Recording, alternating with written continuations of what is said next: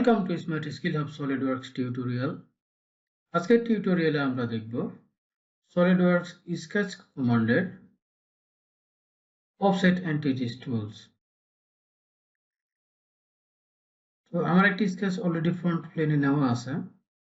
So আমি শুরুতেই একটি রেক্ট্যাঙ্গেল স্কেচ করে নেব।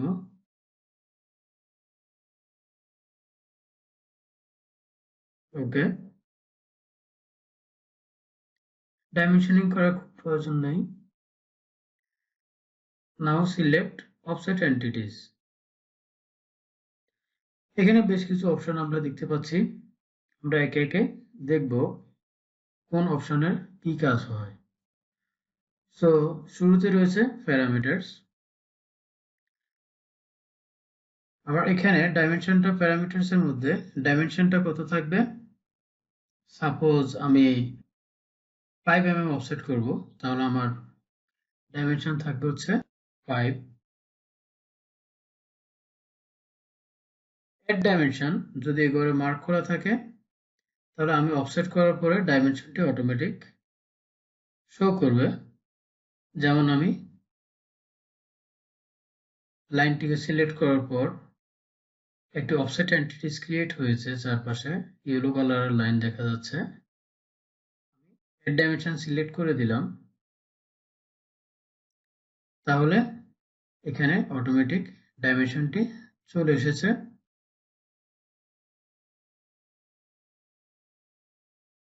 ওকে, গো ব্যাক। যদি আমি অ্যাড ডাইমেনশনটি ডিসিলেক্ট করে দিই তাহলে অফসেট হবে কিন্তু ডাইমেনশন থাকবে না।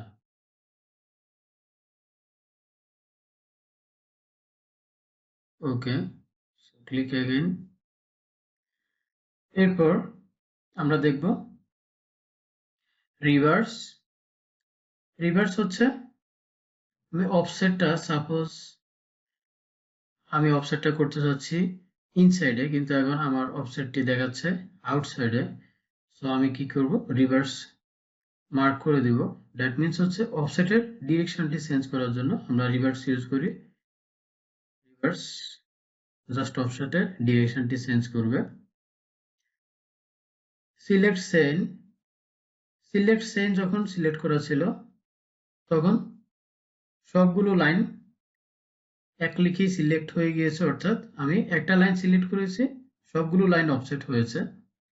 আর যদি আমি সিলেক্ট চেইন তুলে দিই তাহলে শুধু আমি যে লাইনটিকে সিলেক্ট করব ওই লাইনটি অফসেট হবে।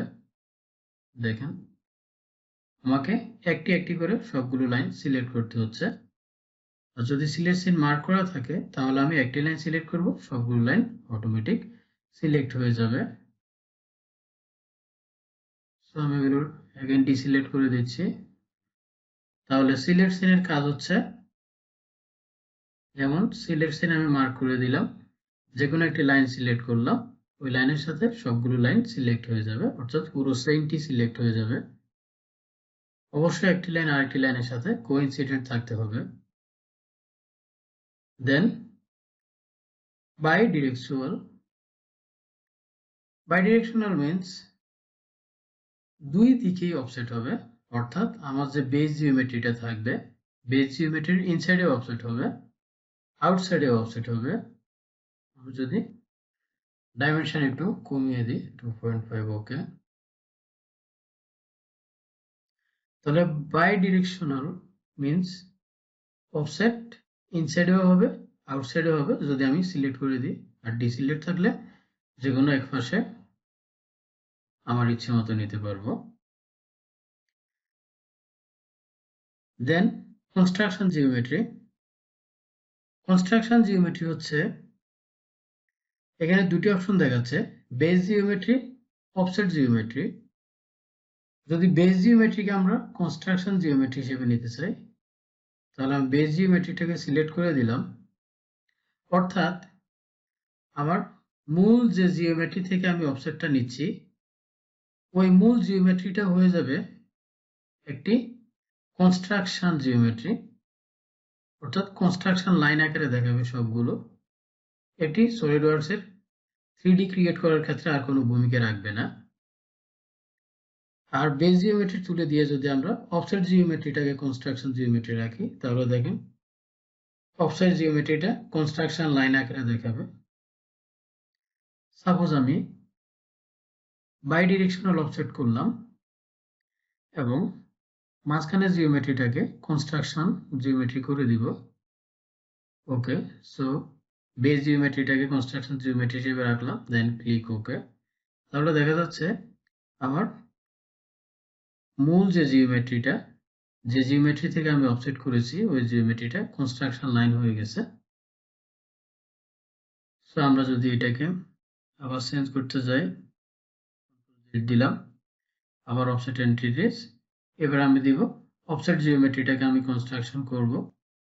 সাপোজ যে কোনো একদিকে আমি এটাকে অফসেট করব, সাপোজ ইনসাইড অফসেট করব। ওকে, ক্লিক ওকে। তাহলে দেখা যাচ্ছে আমি যখন অফসেট জিওমেট্রিকে কনস্ট্রাকশন জিওমেট্রি হিসেবে সিলেক্ট করলাম, তখন অফসেট জিওমেট্রিটা কনস্ট্রাকশন জিওমেট্রি হিসেবে এখানে আসছে। again Ctrl Z, offset entities. তাহলে আমরা এখানে দেখলাম এড ডাইমেনশন দিলে অফসেট করলে ডাইমেনশন দেখাবে, রিভার্স অর্থাৎ আমার অফসেটের ডিরেকশন চেঞ্জ করবে। সিলেক্ট সেন বক্সে ক্লিক করে থাকলে আমরা যে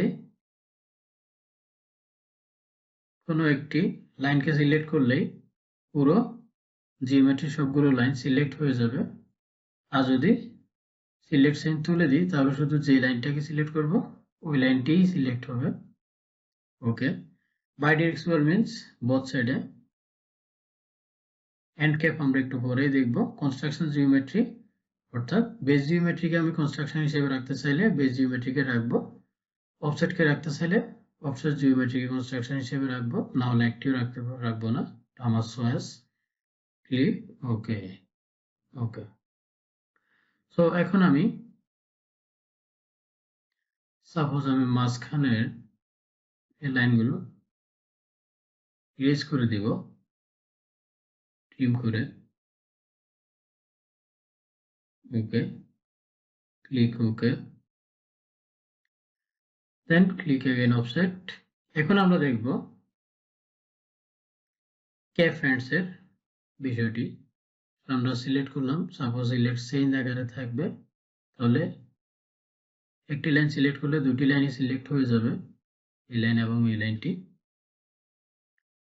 এবং ক্যাপ হ্যান্ডের মধ্যে আমি যদি মার্ক করি, দেখা যাক ক্যাপ হ্যান্ডসে যখন আমি ক্লিক করলাম, দেখেন এর আগে অফসেট জিওমেট্রিটা শুধু লাইনগুলোই অফসেট হয়েছে। এখন যদি ক্যাপ হ্যান্ড সিলেক্ট করি, তাহলে এখানে একটি আর্ক চলে এসেছে, এখানে একটি আর্ক ক্রিয়েট হয়েছে, কারণ এটি ক্যাপ হ্যান্ডের মধ্যে আর্ক সিলেক্ট করা ছিল। আর যদি আমি লাইন সিলেক্ট করি, তাহলে এখানে একটি লাইন আসলো, এখানে একটি লাইন আসলো। ক্যাপ হ্যান্ড মানে হচ্ছে আমি যে জিওমেট্রিটাকে অফসেট করব, এই অফসেটের দুটি লাইন, সাপোজ এটি বাই ডিরেকশনাল থাকুক না থাকুক, ওকে, এই অফসেটটা এদিকে যখন অফসেট হবে, এদিকে একটা ওপেনিং ক্রিয়েট হবে, এই ওপেনিংটাকে আমরা ক্যাপ করে দিব। সেটা হতে পারে আর্ক আকারে দিব, হতে পারে সেটা লাইন আকারে দিব। তো যে কোনো একটা আমি সিলেক্ট করে দিলাম। আমি বাই ডিরেকশনাল দিলে দুই দিকেই থাকবে। আর মাঝখানের জিওমেট্রিটাকে আমি যদি কনস্ট্রাকশন জিওমেট্রি হিসেবে রাখতে চাই, click on base geometry, then click okay. Okay, so এই ছিল আমাদের অফসেট এন্টিটিজের কাজ। Thank you for watching this video.